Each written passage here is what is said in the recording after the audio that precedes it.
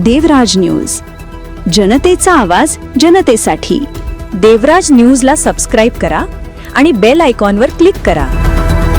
निफाड तालुक्यातील एका विवाहित महिलेवर तिच्या पतीसह सासरच्या मंडळींनी व स्थानिक व्यक्तीने संगनमताने अमानुष अत्याचार केल्याचा धक्कादायक प्रकार समोर आला आहे।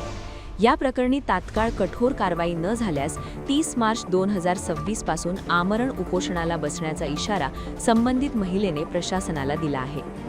राणी विठ्ठल जेवघाले असे पीडित महिलेचे नाव असून तिने दिलेल्या निवेदनानुसार पती विठ्ठल केशव जेवघाले, सासू बेबी केशव जेवघाले, कृष्णा केशव जेवघाले तसेच शेजारी बापू यादव बोरगुडे यांनी संगनमताने तिच्यावर गंभीर अत्याचार केले।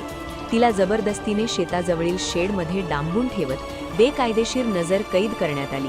तसेच लोखंडी रॉडने पाठीवर, पोटावर, डोक्यावर व हातावर जीवघेणी मारहाण करण्यात आल्याचा आरोप तिने केला आहे। सध्या पीडित महिलेवर दवाखान्यात उपचार सुरू असून तिच्या शरीरावर गंभीर जखमा असल्याची माहिती मिळाली आहे। या घटनेमुळे तिच्या तसेच कुटुंबाच्या जीवितास धोका निर्माण झाल्याची भीती व्यक्त करण्यात आली आहे।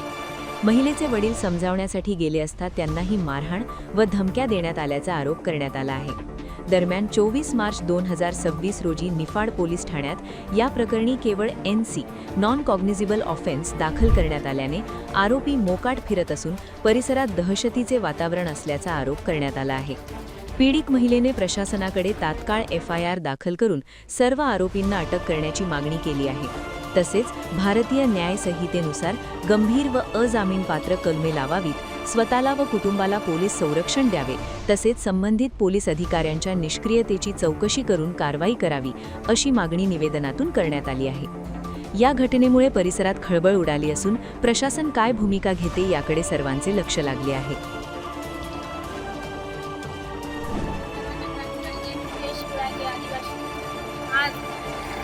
सरकार एकीकडे लाडकी बहीण राबवतो, दुसरीकडे लाडकी बहिणीवरतीच अत्याचार करतो। आज ह्या ताई आहेत यांच्यावरती एवढा अत्याचार झालेला आहे तर त्यांना अजूनपर्यंत हा न्याय मिळाला नाही। त्यांना त्यांच्या पतीकडून, त्याच्यानंतर सासूकडून, दिराकडून किंवा दुसरा एक बापू यादव गुरुपुडे म्हणून नावाचा व्यक्ती आहे, त्यांनी सुद्धा या ताईंना व तिच्या वडिलांना मारझोड केली, तिच्यावरती अत्याचार करताय व अजूनही त्यांना कुठल्याही प्रकारचा न्याय मिळत नाहीये। बापू यादव गुरुपुडे या ताईंना त्यांनी मारझोड केली किंवा त्यांच्यावरती काहीतरी नजर ठेवली, त्यांच्यावरती अजून देखील 354 गुन्हा हा दाखल झालेला नाहीये।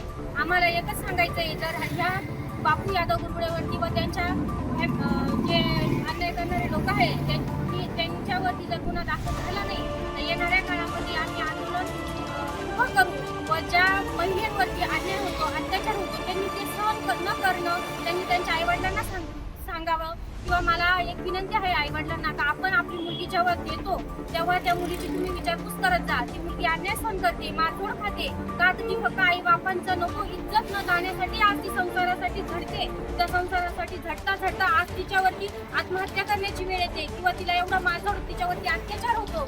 हा अत्याचार आपल्या मुलीवरती होऊन देऊ नका। जिथं कुठं असा अन्याय होत असत त्यांनी आम्हाला संपर्क साधा व आम्ही त्यांच्यावरती होणारा जो अन्याय आहे त्या अन्यायाला वाचा करू व त्यांना न्याय मिळवू।